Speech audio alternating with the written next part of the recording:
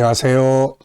김성길 목사와 함께하는 예수님 이야기, 이 시간에 제4단원의 707회가 되겠습니다. 이 시간의 주제는 말과 행동, 말과 행동입니다. 자, 본문은 이제 마태복음 23장 1절로 4절까지입니다. 이에 예수께서 무리와 제자들에게 말씀하여 이르시되 서기관들과 바리새인들이 모세의 자리에 앉았으니 그러므로 무엇이든지 그들이 말하는 바는 행하고 지키되 그들이 하는 행위는 본받지 말라. 그들은 말만 하고 행하지 아니하며 또 무거운 짐을 묶고 사람의 어깨에 지우되 자기는 이것을 한 손가락으로도 움직이려 하지 아니하며. 아멘. 자, 이제 본문이 23장으로 넘어왔습니다. 자, 23장은 어떤 내용인가요? 자, 먼저 우리가 21장부터 시작되는 예수님의 예루살렘의 입성에 대해서 다시 한번 이야기를 나누겠습니다. 자, 예수님이 예루살렘에 이제 마지막으로 입성하시는 거예요. 그 전에도 예루살렘에 이제 가끔 가셨죠. 근데 이때 이제 마지막으로 들어가시는 거예요. 자, 이때 이제 뒤따르는 제자들, 그리고 많은 사람들은 예수님이 자기들의 수건인, 꿈인 나라를 회복할 것으로 생각을 했죠.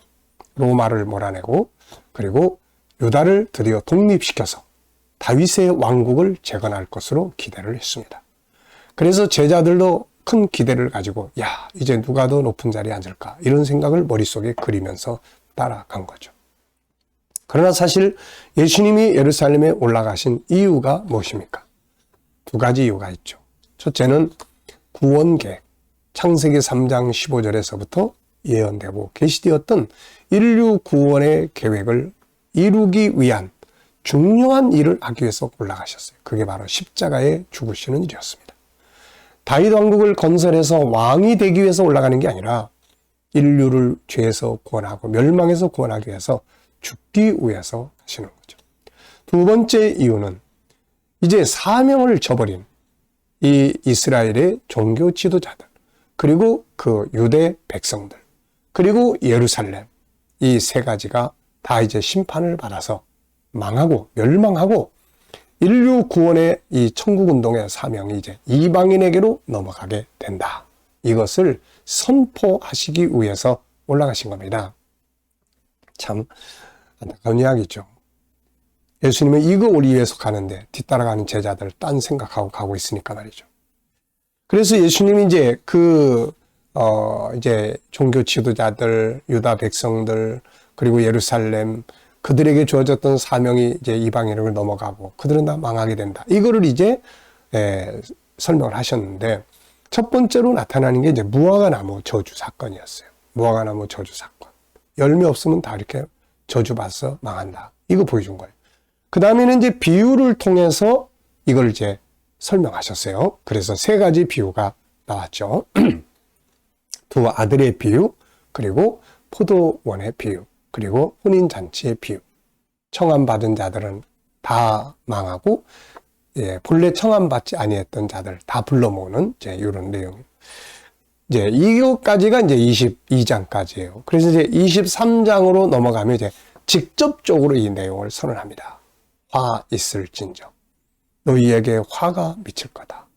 너희가 심판을 받을 거다. 그리고 너희에게 맡겨진 사명은 이제 이방인에게로 넘어간다. 유대 지도자들, 너희들 그렇게 될 거고, 너희 나라도 그렇게 될 거고, 그 백성이 그렇게 될 거고, 예루살렘, 너도 결국은 무너지고 망해 없어질 것이다. 네, 참 심판자가 오셔서 이제 심판을 선언하신 거죠. 그래서 23장은 바로 이제 그런 내용을 쭉 다뤄가고 있습니다. 그러다 보니까 그들이 심판을 받게 되는, 망하게 되는 그 죄들에 대해서 쭉 이야기를 안 하실 수가 없죠. 우리가 재판장에 가면은 이제 재판받는 피고, 이제 5년 형, 그럴 때 이제 무슨 죄 때문에 왜 그렇게 됐는지에 대한 이제 선고 이유를 설명을 하죠. 예수님도 이러이러한 죄 때문에 너희가 화가 임하는 거다. 이렇게 말씀하신 거예요. 그러다 보니까 이거를 이제 우리도 좀 들어야 돼요. 우리도 좀 기억을 해야 될 필요가 있습니다. 왜냐하면 우리도 이런 죄를 짓고 살면 안 되니까요. 네. 자, 그래서 오늘 우리가 보는 첫 번째 내용은 말과 행동이 다르다는 거죠. 저희가 말하는 것을 하나도 저희는 실천하지 않는다는 것입니다. 이것을 지적을 하시고 있는 내용이에요. 한번 다시 보면서 말씀을 생각해 보죠. 자, 3절 봅니다. 그러므로 무엇이든지 그들이 말하는 바는 행하고 지키되 그들이 하는 행위는 본받지 말라. 그들은 말만 하고 행하지 아니하며 또 무거운 짐을 묶어 사람의 어깨에, 다른 사람한테는 무거운 짐을 지우고 자기는 한 손가락으로도 이거를 움직이려고 하지 않는다는 겁니다. 어떤 상황인지 이해되죠? 말은 그럴듯하게 하는데 행하지 않는다는 겁니다. 그들이 말하는 건 성경을 읽어주는 거고 율법을 읽어주는 거예요. 요거는 맞아요. 요건 하나님 말씀이니까. 근데 이거를 그들은 하나도 행하지를 않는다는 것이죠. 네. 야고보 사도는 이런 믿음을 죽은 믿음이라고 했어요. 그래서 야고보서 2장 26절에 보면 영혼 없는 몸이 죽은 것 같이 행함이 없는 믿음은 죽은 것이다. 죽은 것은 이제 무덤에 갔다가 묻어야 되죠. 자, 이 지도자들은 성경을 직업적으로 가르치고 있는 것일 뿐 그들 자신은 그 사실을 하나도 믿거나 행하지 아니하고 있었다는 거죠.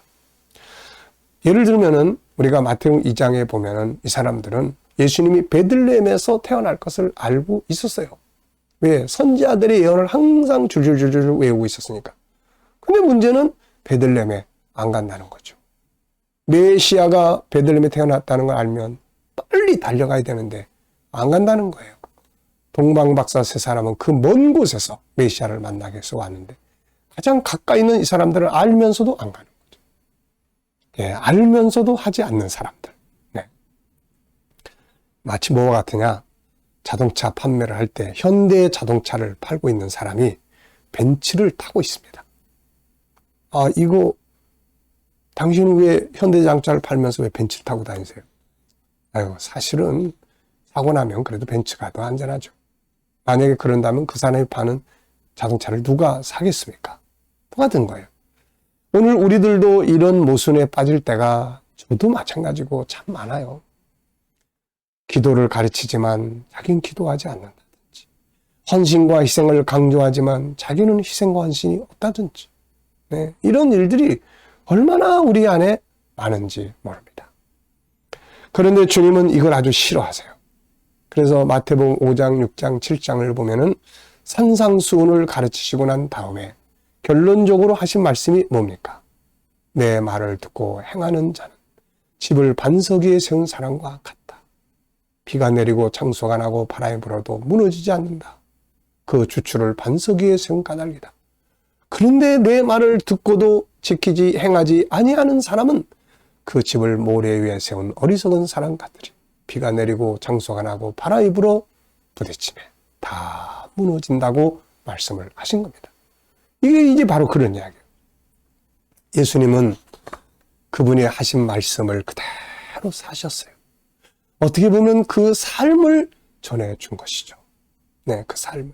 그래서 예수님이 십자가 위에서 마지막으로 그 자기 못 박아 죽이는 자들을 용서하시고 그리고 죽으시는 장면을 그 본 옆에 백부장, 십자가의 형벌을 지금 집행한 책임자 백부장이 그 마지막 장면까지 다 보고 나서 인증샷을 썼습니다. 그게 뭐예요?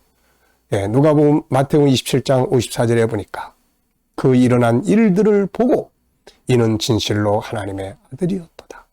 누가복음 23장 47절에는 백부장이 그 된 일을 보고 이 사람은 정령 의인이었도다. 이렇게 증언을 한 겁니다. 자, 이게 중요한 거거든요. 주님은 자신이 하신 모든 말씀들을 십자가 위에서 확증하셨고 이것을 본 백부장이 그걸 보고 이분은 진짜 하나님의 아들이야. 이분은 진짜 의인이야 라고 증언을 했던 겁니다. 참된 증언이란 이렇게 자신이 살고 있는 말씀과 은혜를 보여주는 거죠. 네, 보여주는 거예요. 힘들지만 우리도 말만 하고 행함이 없는 자가 되어서는 안 됩니다.